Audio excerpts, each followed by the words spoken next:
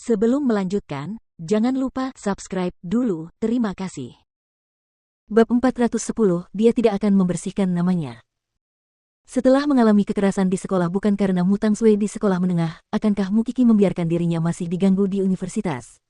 Sama sekali tidak. Karena itu, Mukiki langsung masuk ke forum sekolah dengan namanya sendiri dan membuat postingannya sendiri. Bagi orang yang menjebakku, aku memberimu waktu 3 hari. Jika kau tidak maju dan mengakui postingan yang kau buat, tempat ini akan dipenuhi dengan bukti-bukti bahwa kau menjebakku. Aku bukan orang yang akan menderita dalam diam. Pihak universitas bereaksi keras terhadap tanggapan Mukiki. Mereka berasumsi bahwa Mukiki pasti menjadi kambing hitam, tetapi ternyata dia akan melawan. Itu masuk akal juga, karena meskipun Seng Xiao bukan lagi putra mahkota, Mukiki masih putri keluarga Seng. Dan dilihat dari kepribadiannya yang dingin di kampus, dia tidak akan mau menerima tuduhan orang lain. Namun, akankah ada orang yang benar-benar mengakuinya hanya karena dia mengeluarkan peringatan? Tentu saja tidak. Apakah dia mencoba membodohiku? Apakah dia pikir aku mudah ditipu? Jika dia benar-benar bisa mendapatkan bukti, aku akan memenggal kepalaku dan membiarkannya menggunakannya sebagai bola sepak.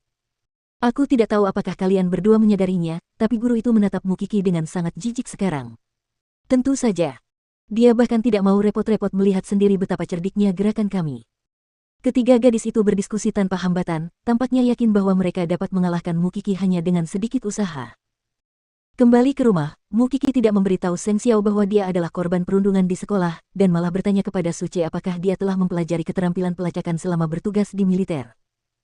Suce menggelengkan kepalanya, tetapi menjawabnya, saya punya senior yang berpengetahuan luas di bidang tersebut, yang mengkhususkan diri dalam penelitian kejahatan dunia maya. Saya ingin melacak alamat IP. Nonamu, mengapa Anda tidak menceritakan apa yang terjadi? Saya akan tahu bagaimana cara membantu Anda dengan lebih baik. Seng Xiao mengangkat sebelah alisnya sambil memperhatikan pasangan itu sambil tampak sedikit kesal. Anaknya sedang ada masalah, tetapi orang pertama yang dia dekati begitu dia sampai di rumah bukanlah dia, melainkan Suce. Sudah lama sekali sejak dia dipukul. Sambil berhenti sejenak, Mukiki akhirnya menceritakan kepada mereka berdua tentang apa yang terjadi di kampus.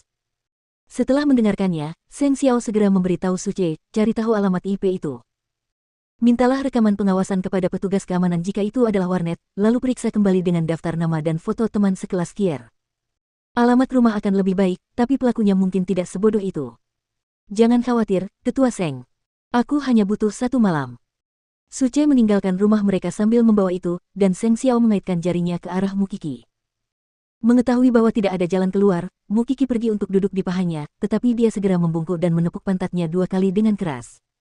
Pergi ke Suce setelah kamu pulang, ya. Aku tidak ingin mengganggumu. Aku bisa menangani hal seperti ini. Kamu baik-baik saja semester lalu. Kenapa teman-teman sekelasmu mendatangimu lagi? Aku terisolasi di kampus dan jarang berbicara dengan orang lain, dan kemudian kau tidak lagi menjadi putra mahkota. Mungkin mereka tidak menyukaiku sejak awal, itu sebabnya mereka mencoba menjebakku. Mukiki memberitahu Seng Xiao. Bukannya aku tidak memberitahumu dengan sengaja, aku hanya berpikir kau akan membuat keributan besar karena masalah kecil. Kau sangat kuat, Seng Ting akan gemetar jika kau bergerak, dan tidak akan bisa bersikap tenang jika kau melakukannya. Seng Xiao tidak mengatakan apa-apa, sebenarnya, dia tidak hanya akan mengganggu teman-teman sekelas Kier, dia akan menyelidiki secara mendalam untuk mengetahui apakah ini ada hubungannya dengan keluarga Seng. Kau wanitaku dan kau masih ingin bersikap rendah hati. Seng Xiao menggodanya. Tunjukkan pada mereka apa gunanya. Hanya aku yang mempermalukan orang lain, tidak ada yang boleh mempermalukanku. Itu kamu. Dan kamu adalah aku. Kita adalah satu. Mukiki menahan tawa dan mengangkat tangannya untuk bersumpah, mulai sekarang, aku akan segera datang kepadamu, apapun yang terjadi. Setidaknya kamu tahu. Setelah itu, Seng Xiao kembali memukulnya. Minggir. Aku masih punya informasi yang harus dibaca. Sambil mengangguk, Mukiki mengecup pipinya lalu meninggalkan pahanya dengan perasaan puas. Sementara itu, Suce terus melanjutkan pencariannya, dan berhasil mendapatkan alamat IP dan data pengawasan warnet dalam 1 malam. Dia juga berhasil memverifikasi dengan lancar siapa teman sekelas Mukiki yang telah menimbulkan begitu banyak masalah. Mukiki tersenyum saat melihat barang-barang yang dibawanya keesokan paginya. Sepertinya kamu adalah versi Jing Yun yang lebih baik, kamu lebih cepat, lebih baik, lebih kuat. Kurasa kamulah yang dipilih Seng Xiao. Suce tidak mengatakan apa-apa, dan hanya melihat ke arah Seng Xiao. Melihat bahwa dia tampak lelah, Seng Xiao berkata kepadanya, pulanglah dan beristirahatlah. Kamu tidak perlu datang pagi ini. Terima kasih, Kepala Seng. Sementara itu, dengan bukti di tangan, Mukiki sekarang mengawasi kelompok yang menjebaknya. Bagaimanapun juga, sebagian besar kampus meragukan kalau Mukiki bisa menemukan pelakunya, dan lebih banyak lagi yang mengira kalau dia ingin mengalihkan perhatian karena sudah membuat terlalu banyak masalah dan pura-pura tidak bersalah. Meski begitu, itu adalah pertunjukan bagus yang dia arahkan pada dirinya sendiri. Tentu saja, Mukiki tidak langsung maju meskipun sudah memegang bukti. Keadaan akan menjadi lebih seru jika dia menunggu sampai hari ketiga.